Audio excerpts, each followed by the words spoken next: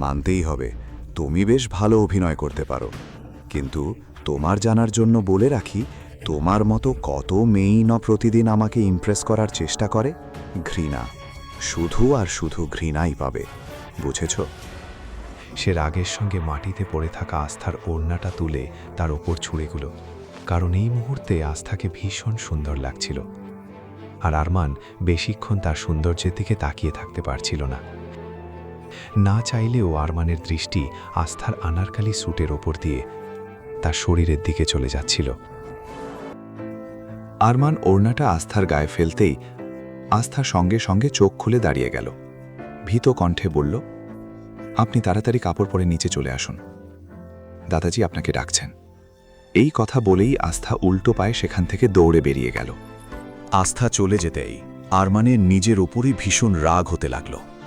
হঠাৎ সে মুঠো শক্ত করে নিজের হাত সোজোরে দেয়ালে আঘাত করল। ঘৃণাভরা গলায় সে নিজেকেই বলতে লাগল, না আরমান, এই মেয়েটার সৌন্দর্য তোমার উপর কোনো প্রভাব ফেলতে পারবে না, একদমই না। একথা বলেই সে পরপর 2-3টি ঘুষি দেয়ালে মারল। এতে তার হাত থেকে রক্ত বের হতে শুরু করল। সঙ্গে সঙ্গে সে রুমাল দিয়ে হাতটা বেঁধে ফেলল, কারণ সে চাইছিল না দাদাজি তার হাতের রক্ত দেখে কোনো প্রশ্ন করুন। এরপর আরমান নিজের ডিজাইনার স্যুট পরে নিচে যাওয়ার জন্য প্রস্তুত হয়ে গেল। এদিকে আস্থা সোজা দৌড়ে নিচের হরঘরে চলে এলো। আজ আবারও আরমান তার আত্মসম্মানে আঘাত করেছিল, যার কারণে তার বুক ধরফর করছিল। নিজেকে শান্ত করার চেষ্টা করে সে গভীর ও লম্বা শ্বাস নিতে লাগল। আস্থাকে এভাবে ঘাবড়ে যেতে দেখে সবার মুখে উদ্বেগের ছাপ ফুটে উঠল। আকাশ চিন্তিত হয়ে জিজ্ঞেস করল, কি হয়েছে ভাবি, আপনি ঠিক আছেন তো? দাদাজিও উদ্বিগ্ন হয়ে বললেন, কি হয়েছে মা, আবার কি তোমার ঘরে ইঁদুর ঢুকেছিল? দাদাজির কথা শুনে কিছুক্ষণ আগেই আরমানের বলা তিক্ত কথাগুলো আস্থার মনে পড়ে গেল। তার মনে আরমানের প্রতি আরও বেশি ঘৃণা আর রাগ জন্ম নিল।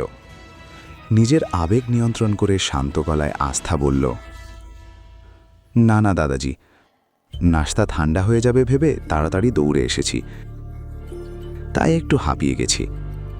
দাদাজি আস্থার পেছনের দিকে তাকিয়ে জিজ্ঞেস করলেন, কিন্তু মা, আরমান তো আসছে তো?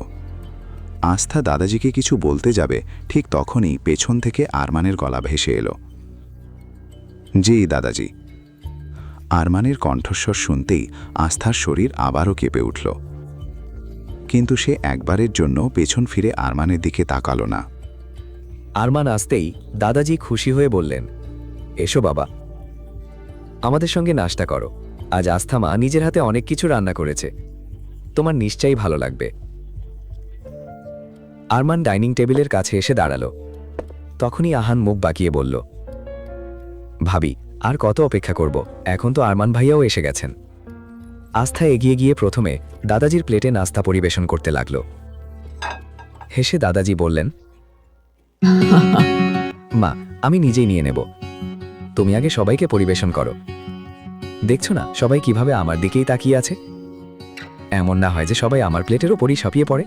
দাদাজির কথা শুনে আস্থা মুচকি হেসে ফেলল, কিন্তু আরমান তখনও গভীর দৃষ্টিতে শুধু আস্থার দিকেই তাকিয়েছিল। আজ যেভাবে আস্থা হঠাৎ তার ঘরে ঢুকে পড়েছিল, সেই ঘটনাটা মনে পড়তেই তার রাগ বারবার বেড়ে যাচ্ছিল। হাতে ধরা চামচের উপর তার মুঠো আরও শক্ত হয়ে উঠল। আস্থা একে একে সবাইকে নাস্তা পরিবেশন করতে লাগল। সবাই খুব খুশি ছিল। ঠিক তখনই দাদাজি বললেন, মা, আরমানকেও দাও। এবার তো আস্থার প্রাণ যেন ওষ্ঠগত হয়ে উঠল। মনে মনে সে ভাবতে লাগল, মনে হচ্ছে দাদাজির সঙ্গে আমার কোনো পুরনো শত্রুতা আছে, তা না হলে উনিই বা বারবার আমাকে কেন সিংহের মুখে হাত দিতে বলছেন। আস্থা আরমানের দিকে না তাকিয়ে তাকে নাস্তা পরিবেশন করার জন্য এগিয়ে গেল, কিন্তু ঠিক তখনই আরমান কঠোর গলায় বলল, এই খাবারটা খুব বেশি তেলযুক্ত, আর এত তেল মশলাযুক্ত খাবার দাদাজির হার্টের জন্য একদমই ভালো নয়। দাদাজি, আপনি এই খাবার খাবেন না। এরপর আরমান রান্নাঘরের দিকে তাকিয়ে উচ্চস্বরে বলল, রমেশ কাকা, কোথায় আপনি? এসব কি বানিয়েছেন? এত তেলযুক্ত খাবার কি দাদাজিকে খাওয়াবেন?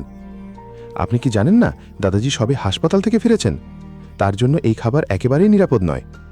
পরের পর্বে কি হবে জানতে দেখতে থাকুন পকেট এফএম এর ইউটিউব চ্যানেলে। আর তেরে ইশক মেরে সব এপিসোড শুনতে ডিসক্রিপশনে দেওয়া লিঙ্ক থেকে পকেট এফএম অ্যাপ ডাউনলোড করুন।